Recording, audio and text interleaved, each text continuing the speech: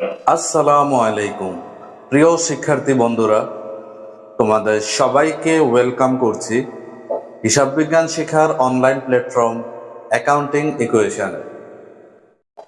ভিডিওটি শুরু করার আগে বলে নিতে চাচ্ছি, আপনি যদি হিসাব বিজ্ঞানের অধ্যায় ভিত্তিক ভিডিও পেতে চান তাহলে অবশ্যই অ্যাকাউন্টিং ইকুয়েশন চ্যানেলটি সাবস্ক্রাইব করে পাশে থাকা বেল বাটনটি প্রেস করে রাখুন আমাদের পরবর্তী ভিডিওর নোটিফিকেশন পাওয়ার জন্য। So let's begin started.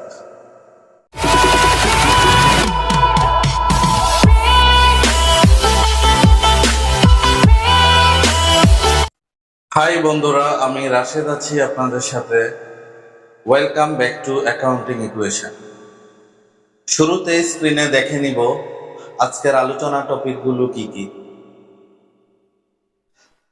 ব্যবসায়ের যে সকল সম্পদ মুনাফা অর্জনের উদ্দেশ্যে দীর্ঘকাল ব্যবহার করা হয় এবং যে সকল সম্পদ পূর্ণ বিক্রয়ের উদ্দেশ্যে ক্রয় করা হয় না, ওই সকল সম্পদকে স্থায়ী সম্পদ বলে।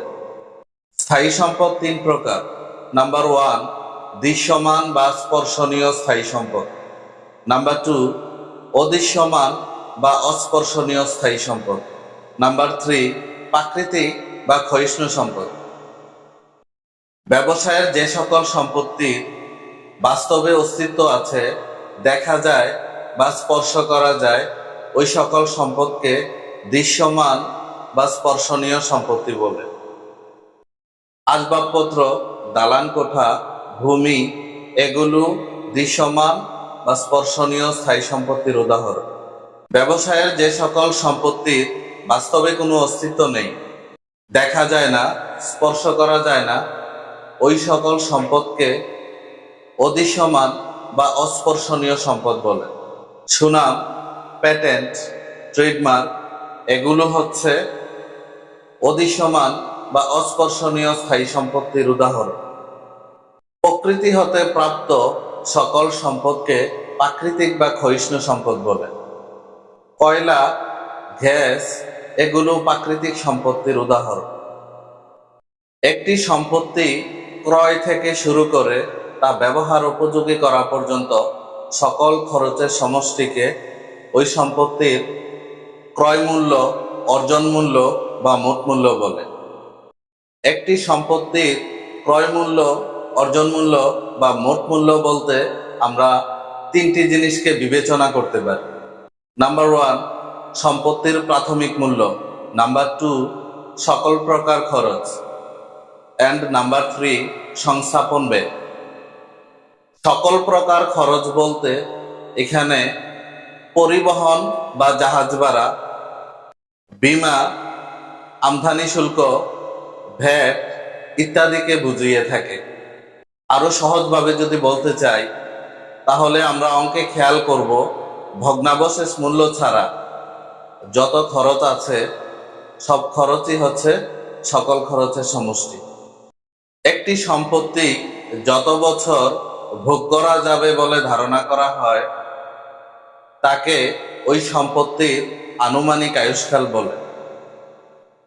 একটি সম্পত্তি আনুমানিক আয়ুষ্কাল শেষে যে মূল্যে বিক্রয় করা যাবে বলে ধারণা করা হয়, সম্পত্তির ওই মূল্যকে ভগ্নাবশেষ মূল্য বলে।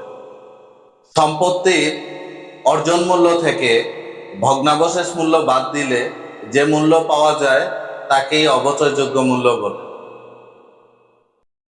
একটি সম্পত্তির অর্জন মূল্য থেকে মোট অবচয় বা পুঞ্জীভূত অবচয় বাদ দিলে যে মূল্য পাওয়া যাবে তাকে পুস্তক মূল্য বা বহিমূল্য বলে।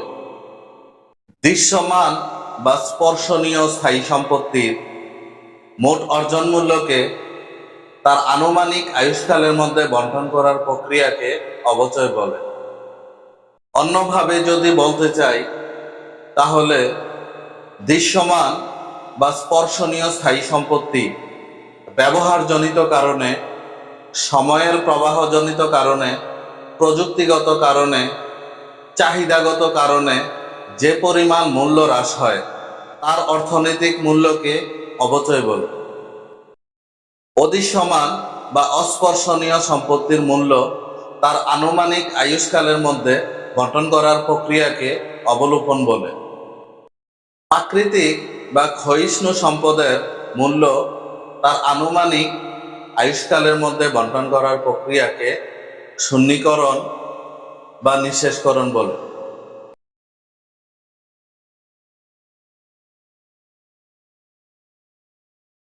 অবচয় ধার্যের বিভিন্ন পদ্ধতি আছে। এর মধ্যে সরলরৈখিক বা স্থিরকিস্তির পদ্ধতি এবং ক্রমহ্রাসমান জের পদ্ধতি খুবই জনপ্রিয়। আর তোমাদের সিলেবাসে সরলরৈখিক পদ্ধতি ও ক্রমহ্রাসমান জের পদ্ধতি থেকে বেশিরভাগ সময় অঙ্ক আছে। সো আমরা সরলরৈখিক পদ্ধতি এবং ক্রমহ্রাসমান জের পদ্ধতি নিয়েই আজকে কথা বলব।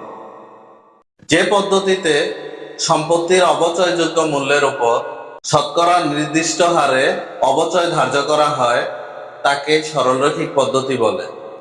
সরলরৈখিক পদ্ধতিতে প্রতি বছর অবচয়ের পরিমাণ সমান হয়। যে পদ্ধতিতে প্রতি বছর সম্পত্তির পুস্তক মূল্য বা হ্রাসকৃত মূল্যের উপর শতকরা নির্দিষ্ট হারে অবচয় ধার্য করা হয় সেই পদ্ধতিকে ক্রমহ্রাসমান জের পদ্ধতি বলে। অবচয়ের টাকা বের করার দুটি পদ্ধতি আছে। নাম্বার 1 অবচয়ের শতকরা হার পদ্ধতি, নাম্বার 2 সরাসরি পদ্ধতি। তো এখন আমরা দেখব অবচয়ের শতকরা হার পদ্ধতিতে কিভাবে অবচয় নির্ণয় করে। অবচয় সমান সম্পত্তির অবচয়যোগ্য মূল্য গুণ অবচয়ের হার।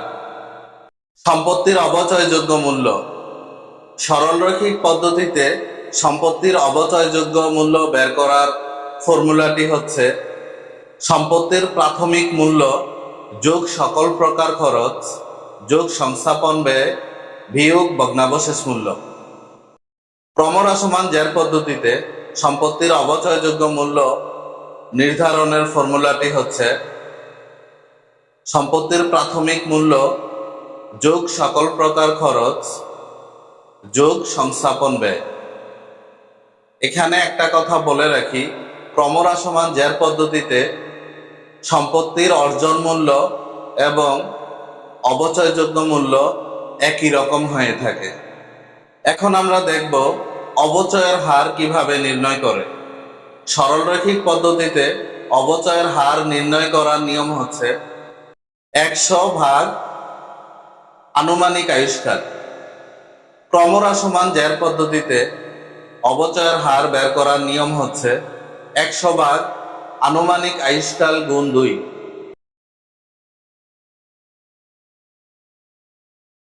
সো বন্ধুরা, এখন আমরা দেখব সম্পত্তি বিক্রয়জনিত লাভ ক্ষতি কিভাবে নির্ণয় করা হয়।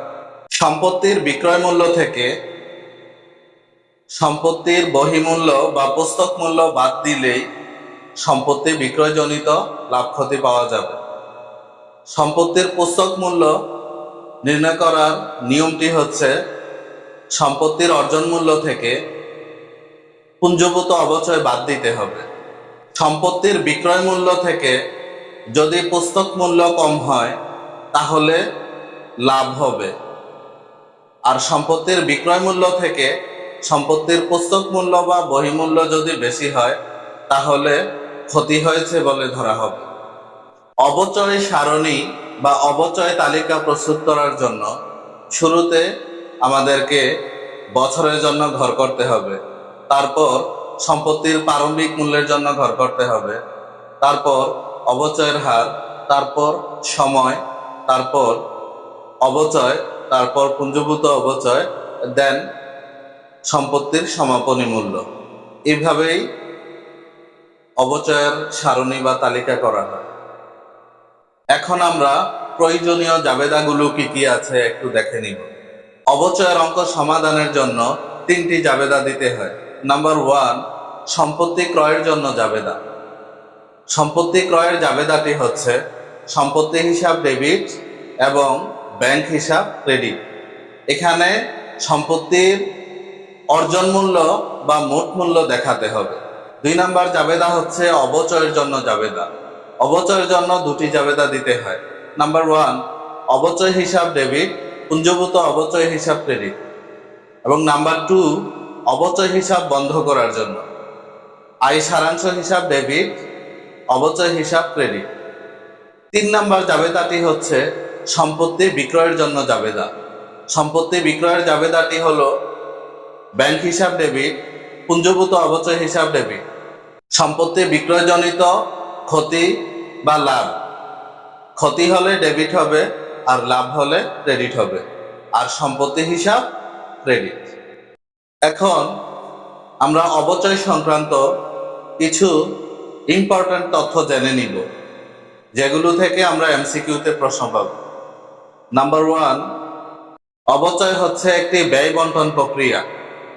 নাম্বার 2, IAS 16 অনুযায়ী অবচয় ধার্য করা হয়। নাম্বার 3, অবচয় বের করার সময় 3টি জিনিস বিবেচনা করতে হয়: সম্পত্তির অর্জন মূল্য, সম্পত্তির আনুমানিক আয়ুষ্কাল এবং সম্পত্তির ভগ্নাবশেষ মূল্য। নাম্বার 4, ঐতিহাসিক মূল্যনীতি বা ক্রয় মূল্য নীতি অনুযায়ী স্থায়ী সম্পদ ক্রয় মূল্যে লিপিবদ্ধ করা হয়। নাম্বার 5, অবচয় ধারণাটি চলমান প্রতিষ্ঠান ধারণার সাথে সামঞ্জস্যপূর্ণ। প্রিয় শিক্ষার্থী বন্ধুরা, ভিডিওটি আপনাদের কতটুকু উপকারে আসছে কমেন্ট করে জানাবেন। আপনাদের যে কোনো প্রশ্ন বা জিজ্ঞাসা আমাদের ফেসবুকে জানাতে পারেন। ফেসবুক গ্রুপের লিংক ডেসক্রিপশন বক্সে দেয়া থাকবে। তো এই ছিল ভিডিও, দেখা হবে পরবর্তী ভিডিওতে। সে পর্যন্ত ভালো থাকুন, সুস্থ থাকুন। আসসালামু আলাইকুম।